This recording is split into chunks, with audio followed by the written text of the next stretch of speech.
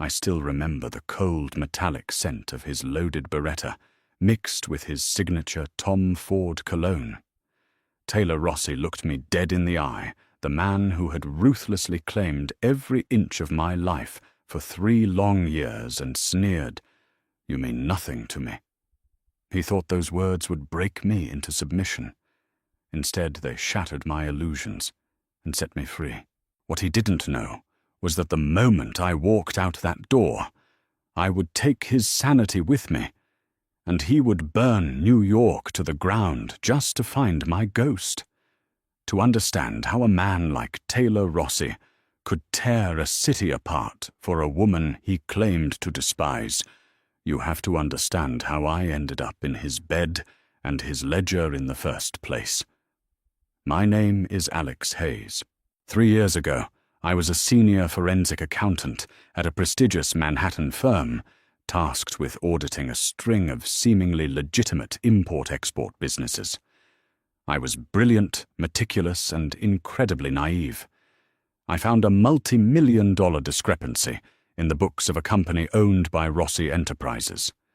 Instead of taking it to the authorities, I brought it to my boss. 24 hours later, my boss was missing, and I was sitting across a mahogany desk from Taylor Rossi himself. Taylor was a man carved from marble and violence. He didn't yell. He didn't have to. The quiet authority rolling off his broad shoulders was enough to suffocate a room. He gave me a choice. I could disappear like my boss, or I could work for him, utilizing my unique talents to clean his money permanently. I chose to live. For 3 years, I lived in a gilded cage. I was moved into his sprawling penthouse on the Upper East Side. I was given limitless credit cards, designer wardrobes, and an army of guards led by his fiercely loyal right-hand man, Vincent Gallo. But I was a prisoner, and the cruelest part of my captivity was that over those 3 years, the lines began to blur. Late-night strategy sessions over whiskey turned into stolen touches. Threats turned into possessive, suffocating embraces. Taylor claimed my body with the same ruthless efficiency he used to claim his territories, but he guarded his heart behind an impenetrable wall of ice. I fooled myself into believing I saw cracks in that ice. I thought the way he held me when he was wounded, or the way he once nearly beat a rival boss to death just for looking at me too long, meant something. I thought I was more than just a convenient asset and a warm body. The delusion ended on a rainy Tuesday in November. It was the night of the annual Syndicate Gala, a high society front where the worst criminals in the city wore tuxedos and shook hands with politicians. Taylor had been distant all week, locked in his study, dealing with whispers of a coup from the rival Moretti family. That night, an Italian heiress named Isabella Costa, a woman from a powerful Mafia bloodline, and a woman Taylor had once been betrothed to, made a surprise appearance. I watched from the shadows of the ballroom as Taylor greeted her. There was a familiarity there, a shared history of blood and power that I, a civilian accountant, could never touch. Later that evening, unable to bear the whispers of the other Mafia wives, who looked at me like a disposable plaything, I cornered Taylor in his private study. "What are we, Taylor?" My voice trembled, despite my desperate attempt to keep it steady. "Isabella is parading around out there, like she owns you. The whispers, they say you're going to marry her to secure the ports." Taylor didn't look up from his tumbler of scotch. He was standing by the floor-to-ceiling windows, the city lights reflecting in his dark, predatory eyes. "You are questioning me, Alex?" he asked, his voice a low, dangerous rumble. "I'm asking where I stand." I snapped, stepping closer. "I've given you 3 years. I've cleaned your ledgers. I've kept you out of federal prison. I've shared your bed. I love you, Taylor." The words hung in the air, heavy and pathetic. Taylor slowly turned around. His face was an emotionless mask wiped clean of any of the midnight tenderness I thought I had earned. He walked slowly toward me, his imposing frame casting a long shadow that swallowed me whole. He stopped mere inches away, reached out and let his knuckles graze my cheek. The touch was ice cold. Love, he murmured the word, sounding like a curse on his tongue. A liability, a weakness I cannot afford, and a fantasy you cannot afford. Taylor, please. His hand dropped, and his eyes hardened into obsidian stones. Let us be entirely clear, Alex, so we never have this tiresome conversation again. You are here because you are useful. You are in my bed because you are convenient. If you think there is anything more to this arrangement, you are a fool. Isabella brings power. You bring a calculator. You mean nothing to me.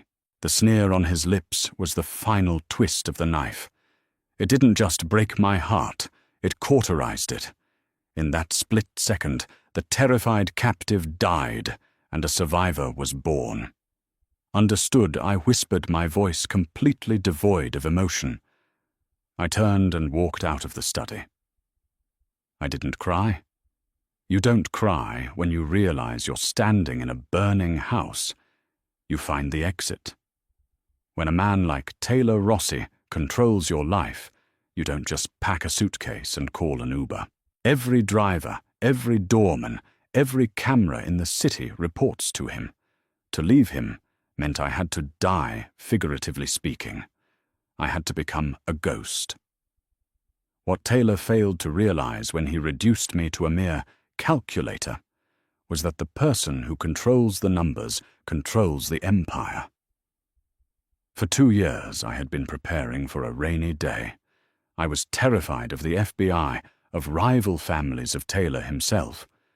So I had slowly, meticulously skimmed the unskimmable.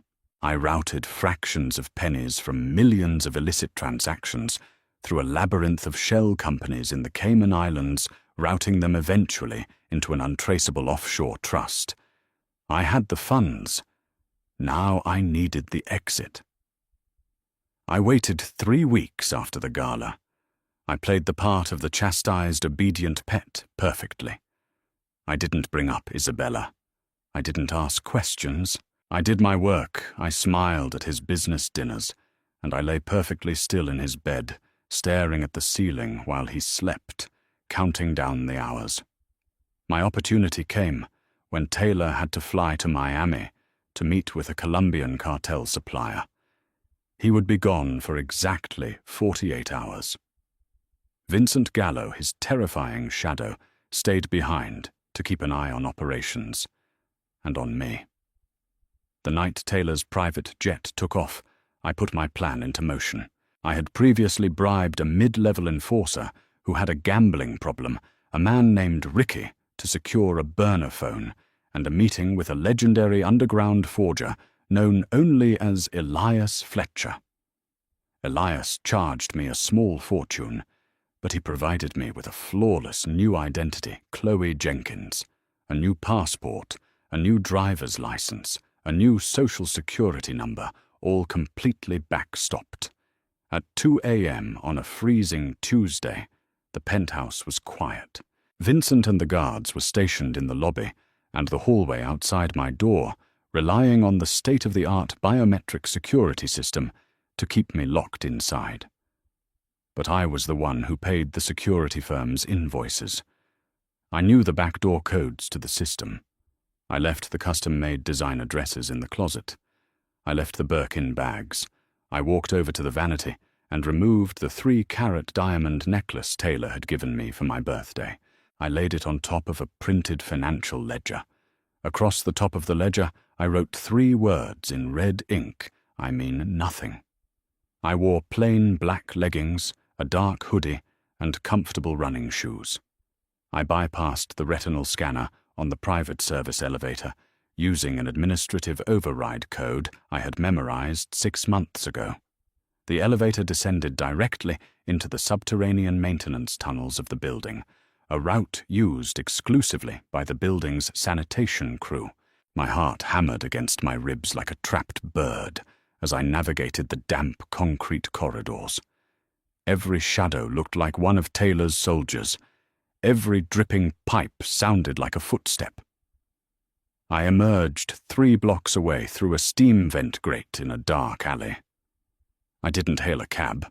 I walked 12 blocks in the freezing rain to a 24-hour diner, went into the bathroom, cut off my long blonde hair with a pair of shears I'd brought with me, and dyed it a harsh, unyielding black. I put in brown contact lenses, altering the striking blue eyes Taylor had once claimed to be obsessed with. When I walked out of that bathroom, Alex Hayes was dead. I took the subway to Port Authority, bought a bus ticket to Philadelphia under a fake name using cash, and then immediately walked out the back entrance and hired a private, unlicensed courier service to drive me to a small airstrip in New Jersey. By the time the sun rose over the New York skyline, I was boarding a private charter flight to a small, sleepy coastal town in Oregon. As the plane broke through the clouds, the adrenaline finally receded, leaving behind a crashing wave of exhaustion and hollow grief. I had escaped the most dangerous man on the eastern seaboard. I was free.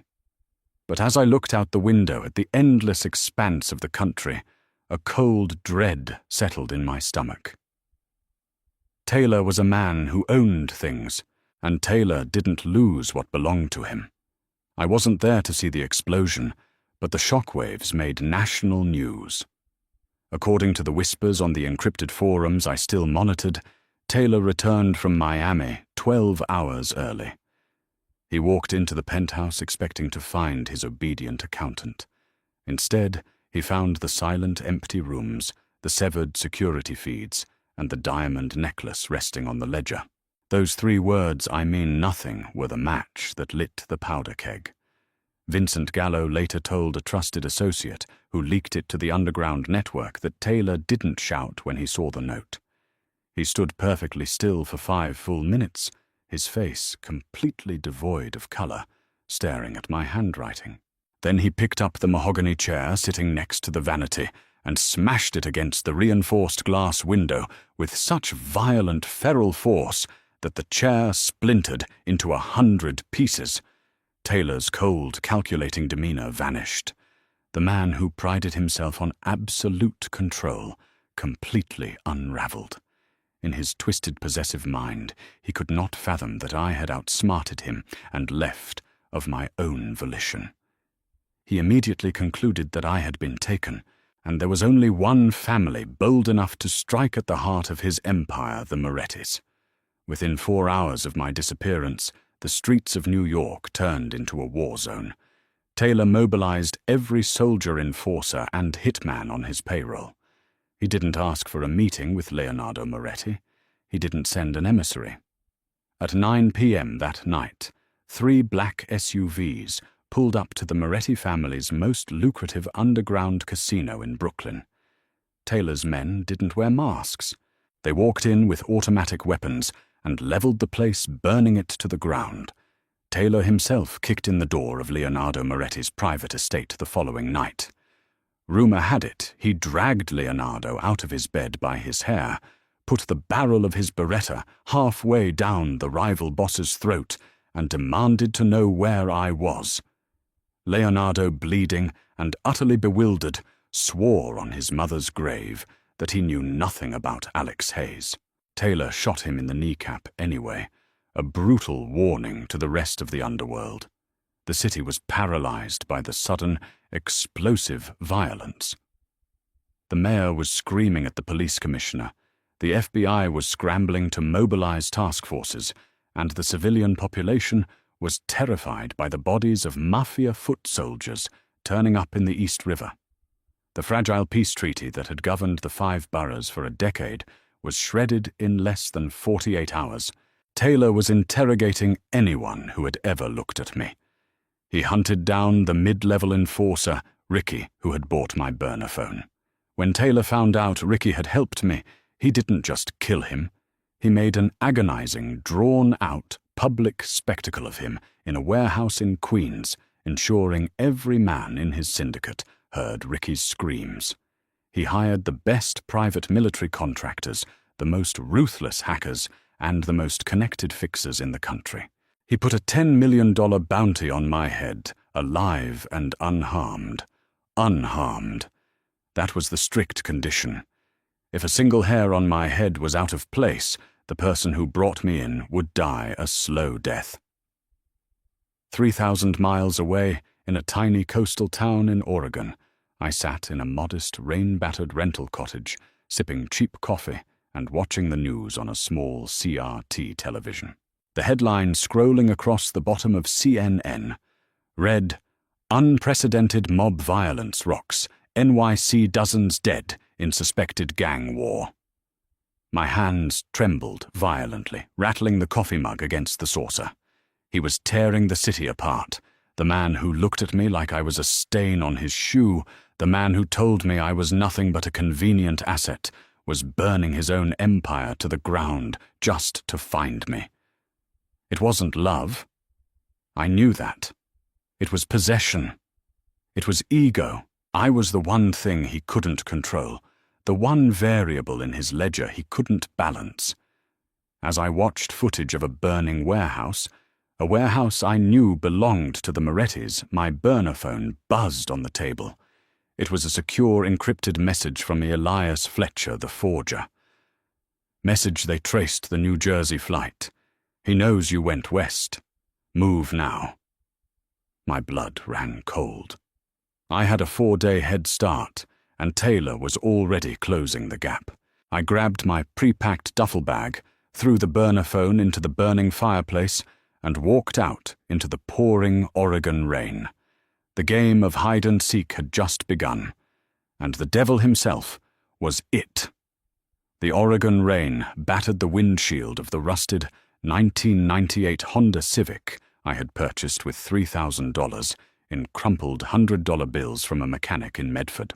The heater barely worked, blowing lukewarm, stale air that smelled faintly of cheap tobacco and damp dog, but I couldn't bring myself to care. My knuckles were bone white as I gripped the steering wheel, my eyes darting obsessively between the slick, winding asphalt of Interstate 5 and the rear-view mirror. Every pair of headlights that lingered too long behind me sent a fresh spike of adrenaline straight into my heart. Taylor Rossi was not just a Mafia boss. He was an institution. He had resources that rivaled small nations. I knew for a fact he retained former CIA operatives through private intelligence firms like Praetorian Solutions, utilizing military-grade tracking software, including Palantir databases and Pegasus spyware to monitor cellular networks. That was why my burner phone was currently at the bottom of the Willamette River, and why I was navigating solely by a tattered Rand McNally road atlas, illuminated by the dim, flickering dome light of the Civic. I was officially a ghost, but ghosts don't leave trails of aviation fuel. Elias Fletcher's warning echoed in my skull. They traced the New Jersey flight. Taylor's men were already in the Pacific Northwest, tearing through flight manifests and bribing fixed-base operators. I had to move east into the sprawling, empty expanse of the American West, where cameras were sparse, and a woman with black hair and a fake ID could vanish into the dust. For 3 days, I drove like a machine, fueled by sheer terror and gas station caffeine. I slept in 2-hour increments in the back seat, parked behind abandoned strip malls or wedged between massive 18-wheelers at desolate truck stops in Nevada. My diet consisted of stale protein bars and lukewarm water.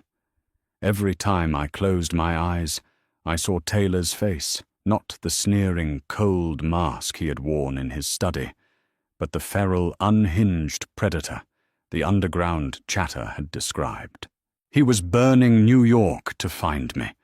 The guilt of the collateral damage the foot soldiers, the rival casino workers, the innocent bystanders caught in the crossfire of his vendetta gnawed at my conscience, but survival instinct drowned it out. If he caught me, I wouldn't just be killed. I would be caged, broken, and stripped of the very soul I had just reclaimed. By the time I reached a dilapidated roadside motel on the outskirts of Reno, Nevada, exhaustion was causing visual hallucinations. The neon sign buzzed like a dying hornet, missing half its letters.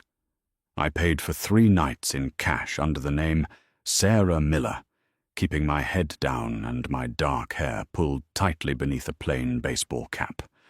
The room smelled of bleach and desperation, but it had a deadbolt, a chain, and a window that opened to an alleyway. I collapsed onto the sagging mattress, intending to sleep for 12 hours. But my brain, wired by 3 years of surviving Taylor's world, refused to shut down. I lay there staring at the water stains on the ceiling, the silence of the room deafening.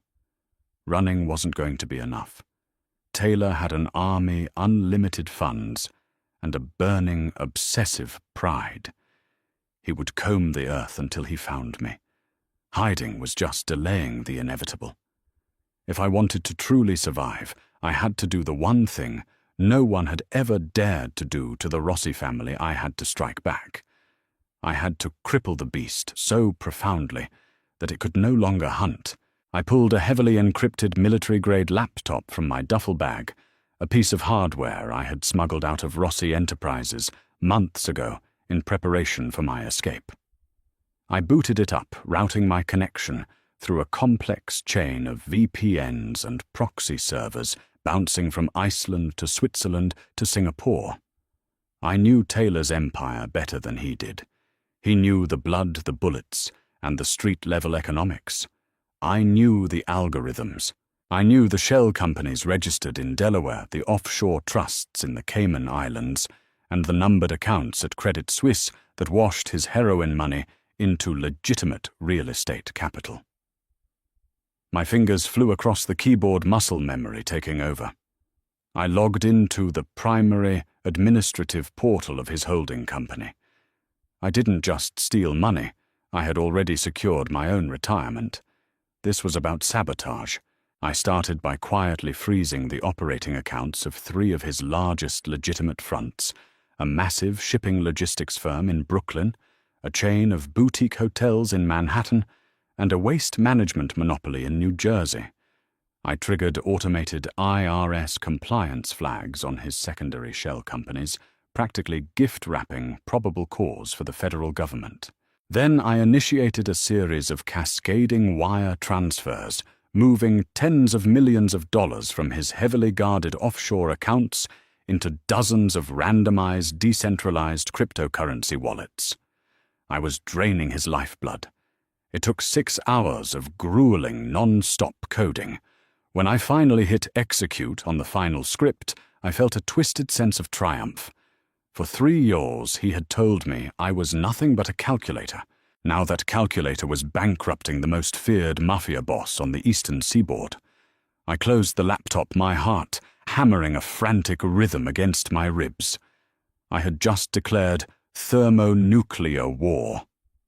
A sudden sharp sound shattered the silence of the motel room. It was the crunch of gravel outside my window.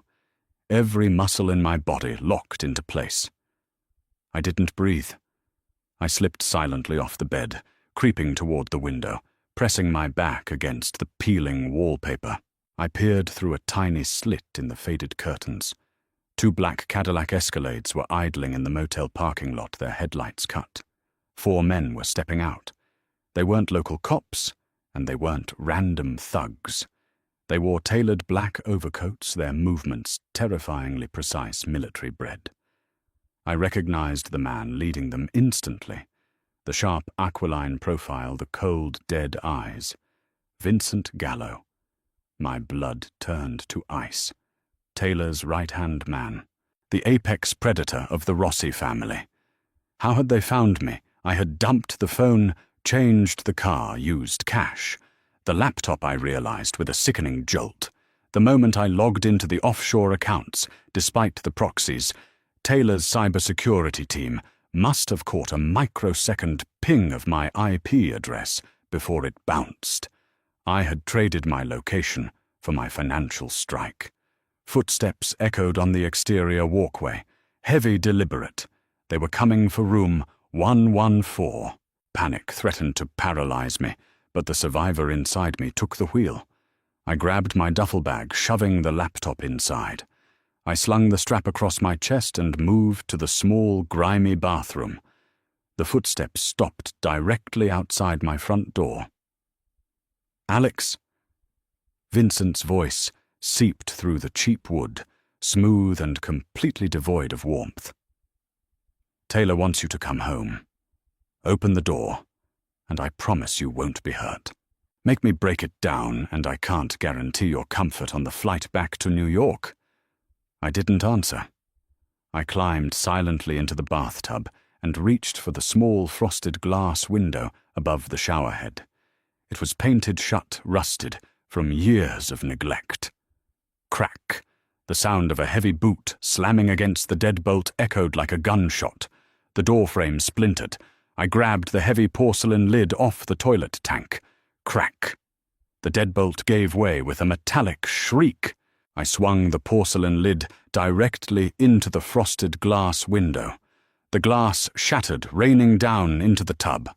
I threw my duffel bag through the jagged opening, ignoring the sharp edges that sliced into my forearms as I hauled myself up. "She's in the bathroom!" a voice yelled from the main room.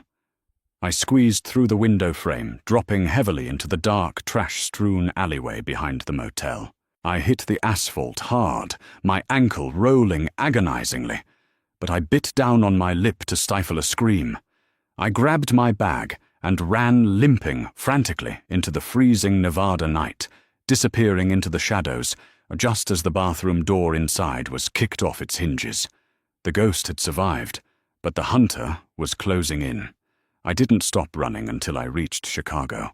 I abandoned the Honda Civic at a Greyhound station in Reno, boarded a bus to Salt Lake City, stole a license plate off a parked truck to put on a cash-bought used Ford Taurus, and drove continuously until the towering, wind-battered skyline of Chicago rose from the flat Midwestern plains. I needed a dense urban environment, a concrete jungle where millions of data points collided every second, providing the perfect digital camouflage.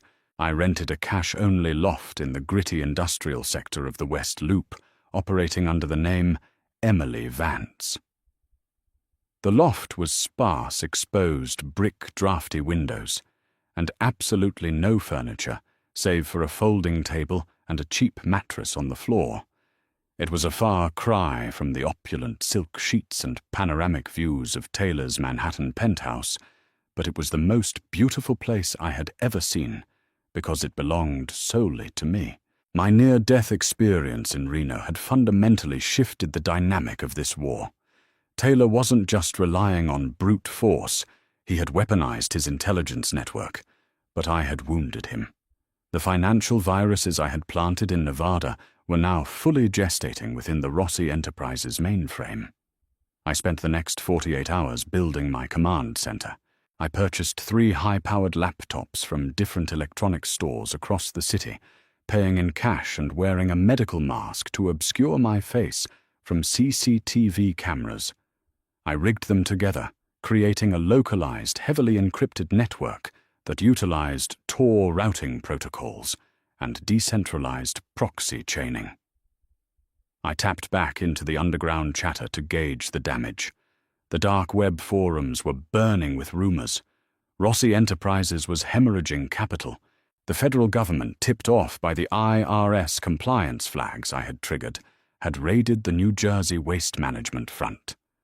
Taylor's Colombian suppliers were threatening to sever ties because millions of dollars in payments had vanished into the ether of the blockchain. Taylor was bleeding, and the sharks were circling. The Moretti family, still recovering from Taylor's unhinged assault, were beginning to push back, sensing weakness in the once impenetrable armor of the Rossi syndicate. But Taylor's reaction to the financial devastation was not what I expected. According to an intercepted encrypted memo from a high-ranking lieutenant, Taylor had not flown into another blind rage when he realized I was systematically dismantling his empire.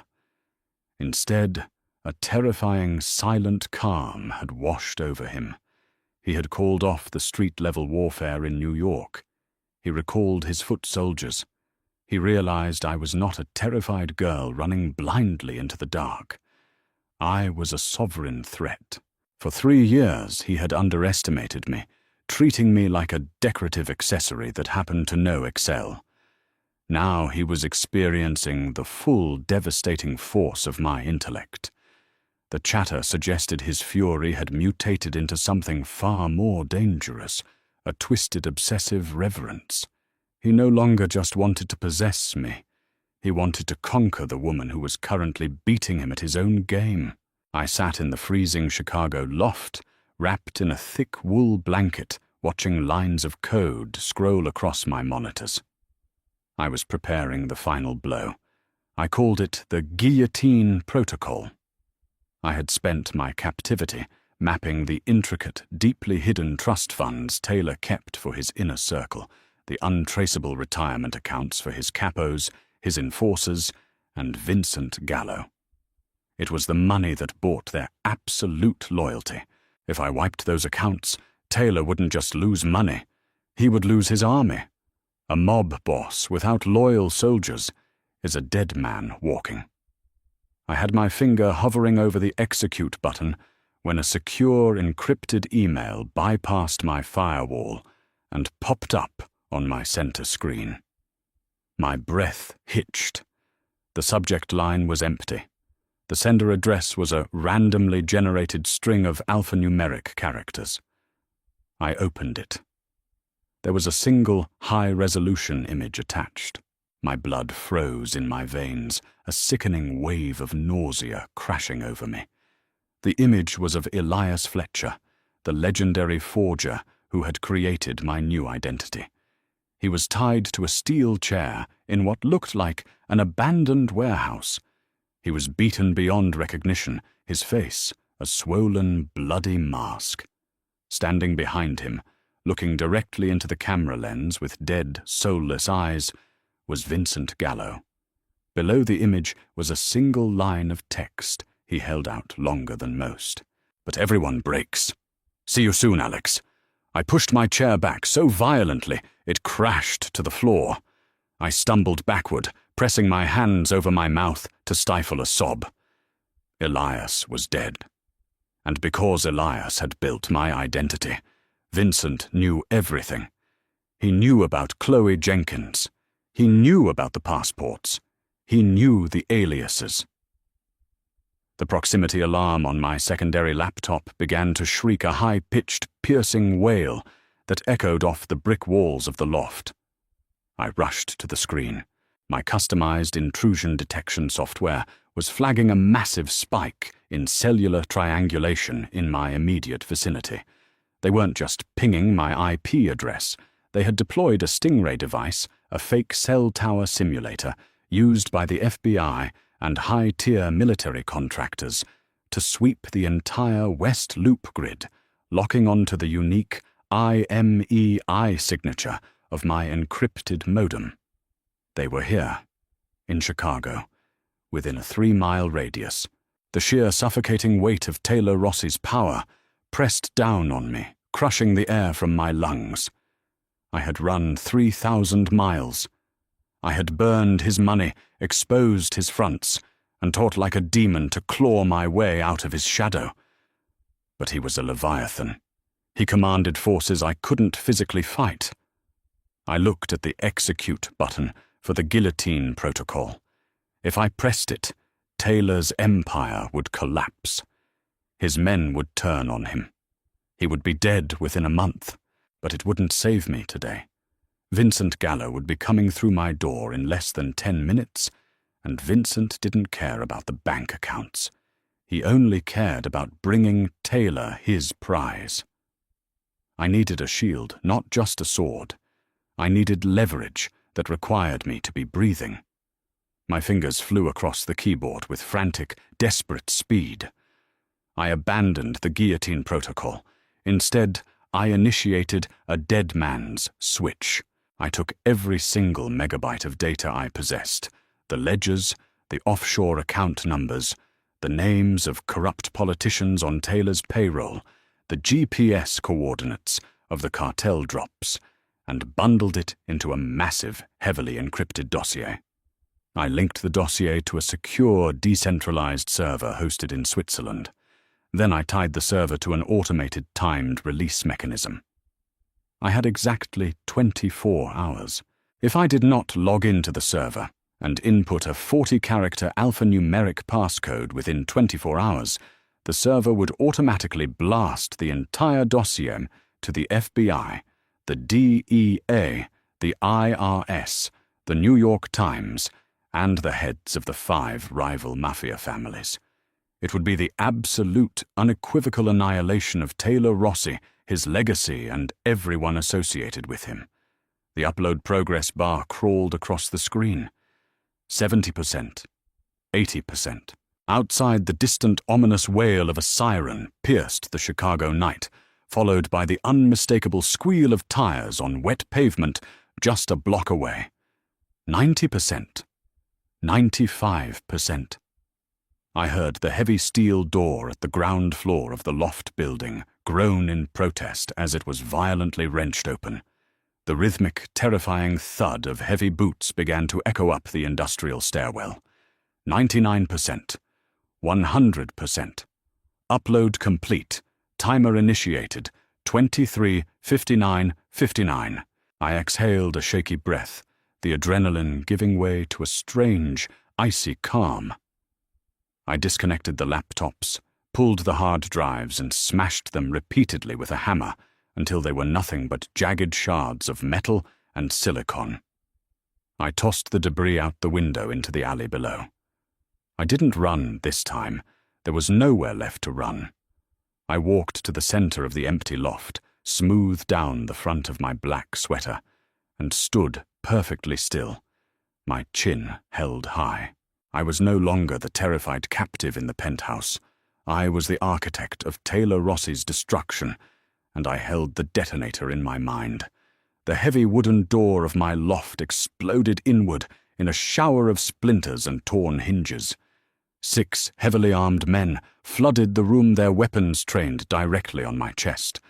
The laser sights painted a cluster of red dots over my heart. I didn't flinch. I didn't blink. The men parted, and Vincent Gallo stepped through the ruined doorway. His tailored suit was immaculate, his face an emotionless mask of lethal intent.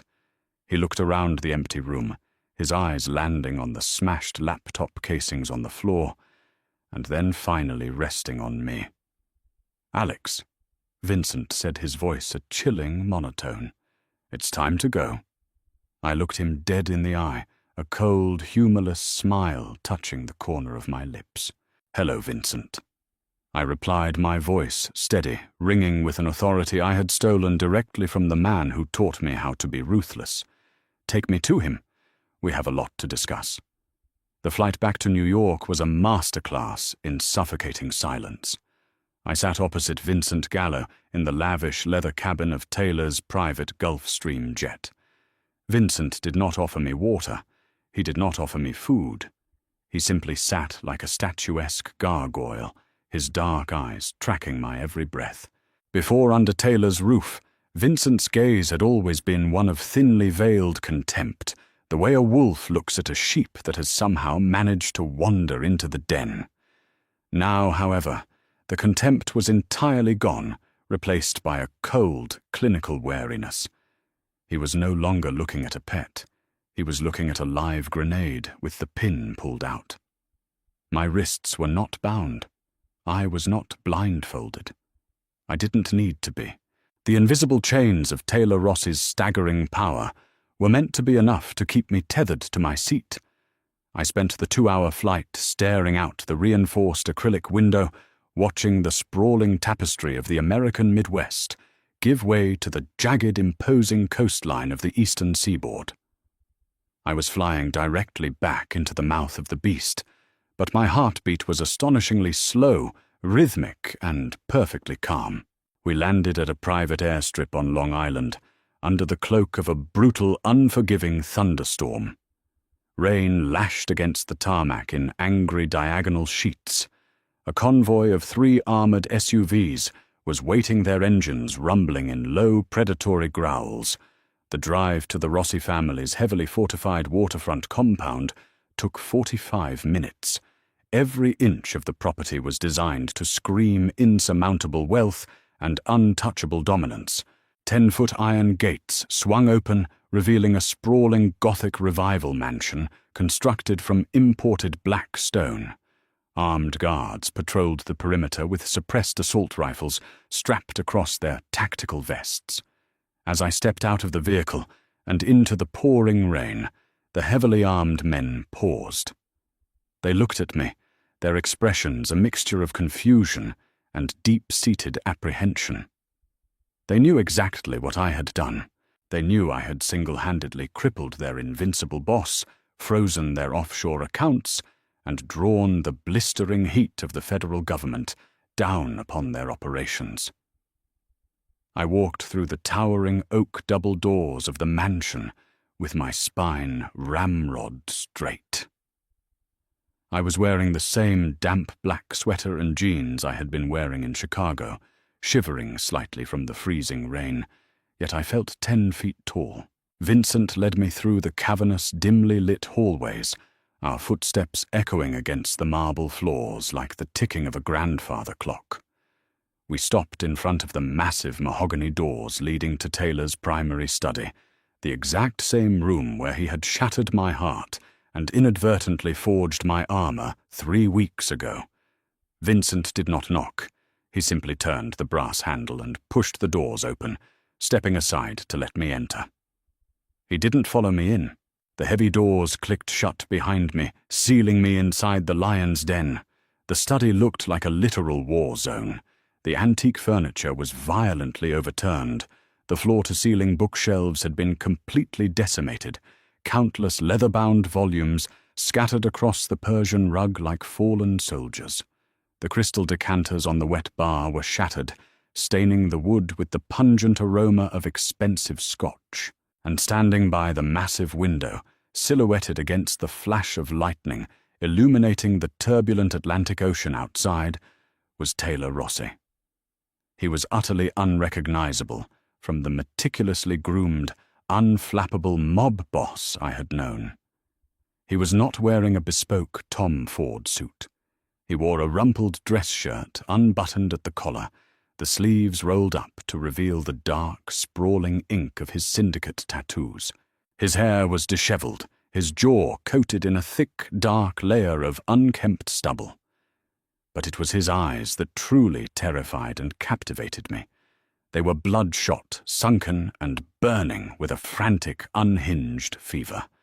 When he slowly turned around to face me, the air in the room felt suddenly thick enough to drown in. For a long, agonizing moment, neither of us spoke. The silence stretched until it felt like a physical weight pressing down on my shoulders. "You painted my city in blood," Taylor finally rasped, his voice a jagged, guttural ruin. He took a slow, deliberate step toward me, moving with the heavy, unpredictable grace of a wounded predator. "You burned my casinos. You exposed my ports. You stripped $20 million from my Colombian accounts and paralyzed my entire eastern seaboard operation. For 3 weeks I have not slept. For 3 weeks I have butchered my way through the 5 boroughs, tearing down everything I built just to find you. I warned you." I replied, my voice remarkably steady, devoid of the trembling weakness that used to define me in his presence. "I left a note, Taylor. I told you exactly what I was. I meant nothing to you. And nothing is precisely what I gave you." He closed the distance between us in 3 massive, violent strides, stopping inches from my face. I could feel the heat radiating off his body, smelling the intoxicating mixture of rain, stale whiskey, and pure, unfiltered rage. He raised his hand, and for a split second, a ghost of the old Alex expected him to strike me. Instead, his large, calloused fingers reached up and gently, almost reverently traced the line of my jaw. It was the same gesture he had used the night he broke me, but the context had drastically shifted. The silence in the room stretched into a suffocating eternity, heavy with the ghosts of what we used to be. Taylor stared at me, his chest rising and falling in sharp, jagged rhythms. This was a man who had never been denied a sovereign ruler of a criminal underworld who tore down entire neighborhoods just to find a woman he claimed meant nothing to his life. Now that same woman was standing before him, not as a trembling captive, but as the architect of his absolute ruin. The sheer audacity of my presence seemed to fracture his remaining sanity completely. "You are a masterpiece," Taylor whispered, the venom in his voice entirely replaced by a dark, twisted awe. "I thought you were a pet. I thought you were a delicate little bird meant to sit in my cage and balance my books. I had no idea you were a dragon hiding in human skin.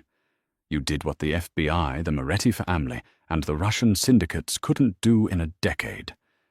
You brought me to my knees." He took another step forward, the sheer physical magnetism of his imposing frame attempting to pull me back into his toxic orbit. I held my ground, refusing to let my heartbeat betray the icy calm I projected. "I am not here to gloat, Taylor," I said, coldly, swatting his hand away from my face. The rejection made his jaw clench, a muscle feathering furiously under his skin. "I am here to negotiate my absolute, unconditional release." Taylor laughed, a harsh, barking sound, completely devoid of humor. "Release you think you can cripple my empire, humiliate me in front of the commission, and simply walk away? Isabella is gone. I exiled her the moment you disappeared. The marriage is off right now, forever." He stepped closer, his bloodshot eyes burning with unholy obsession. "The ports belong to me now by force. You proved you are the only woman worthy of standing at my side. You are not leaving Alex. You are going to stay here, and we are going to rebuild this empire together. You are going to be my queen." The sheer arrogance of his proposition was breathtaking. He truly believed his power could bridge the chasm he had carved into my soul. I looked at him with profound pity, realizing the man was entirely detached from his new grim reality today. "I think you misunderstand the current balance of power in this room," I stated flatly, taking a deliberate step back to establish a physical boundary. Before Vincent kicked in my door in Chicago, I initiated a decentralized automated fail-safe protocol on a secure Swiss server. It contains the comprehensive unredacted ledgers of every illegal transaction Rossi Enterprises has executed over the last 10 years. It contains the GPS coordinates of your heroin refineries, the offshore routing numbers for your political bribes, and the true identities of every corrupt judge on your massive payroll. His expression instantly froze into terror. The obsessive fever in his eyes was rapidly extinguished by a sudden, chilling realization of extreme tactical vulnerability. "It is set on a full-day countdown timer," I continued, my voice echoing with lethal precision. "If I do not physically log into a highly secure, randomized portal and enter a long, secure alphanumeric passcode, a passcode that only exists inside my head, that server will automatically distribute the entire dossier to the federal government and every rival syndicate in North America. You will spend the rest of your natural life in a federal prison, provided the Moretti soldiers miss you." Taylor stared at me, his chest heaving, as the horrifying reality of the trap closed its jaws around his throat. "If you lock me up, the timer runs out. If you torture me, the timer runs out. If you kill me, you kill yourself." I had not just put a gun to his head. I had strapped a bomb to his chest and swallowed the detonator. The untouchable Mafia boss had been comprehensively checkmated by the accountant he discarded. "What do you want?" he asked, the words forced out of his mouth like shattered glass from a broken, heavy window. It was the first time in his entire brutal life he had ever truly surrendered. I want complete, unmitigated freedom.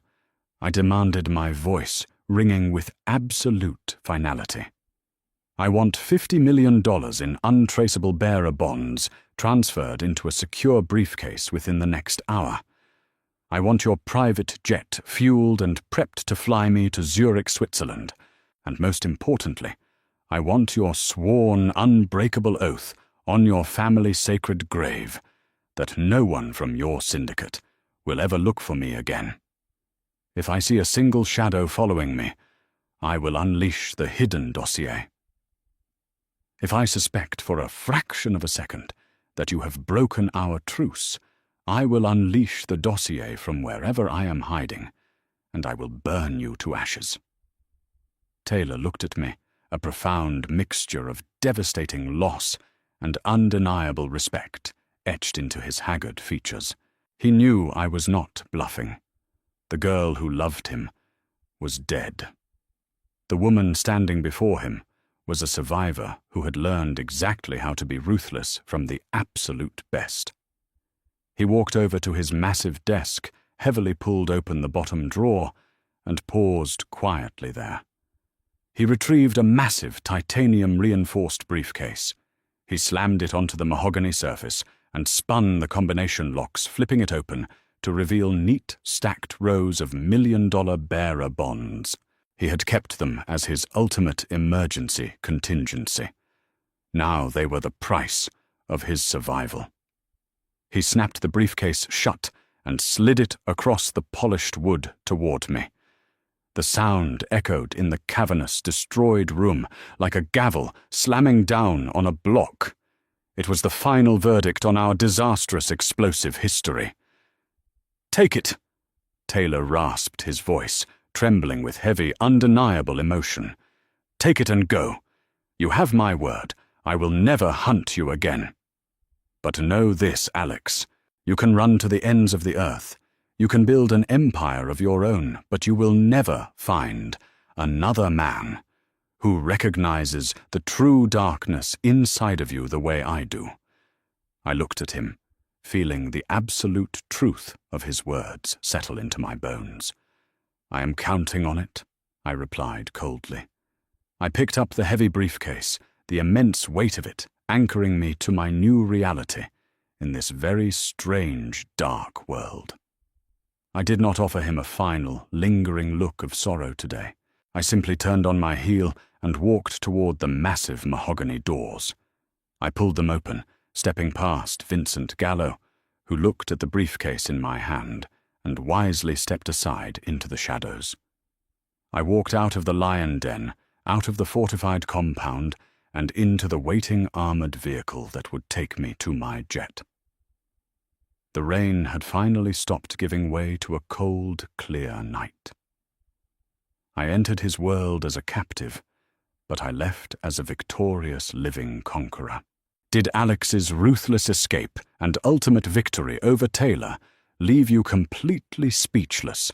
If you loved this intense, high-stakes Mafia romance drama, make sure to hit that like button and share this video with your fellow story lovers. We drop thrilling, heart-pounding stories just like this every single week, filled with dangerous twists, cunning betrayals, and truly unforgettable characters. Do not miss out on the next explosive chapter. Subscribe to our channel right now and turn on the notification bell so you never miss a moment of the action. Drop a comment below, telling us your absolute favorite part today.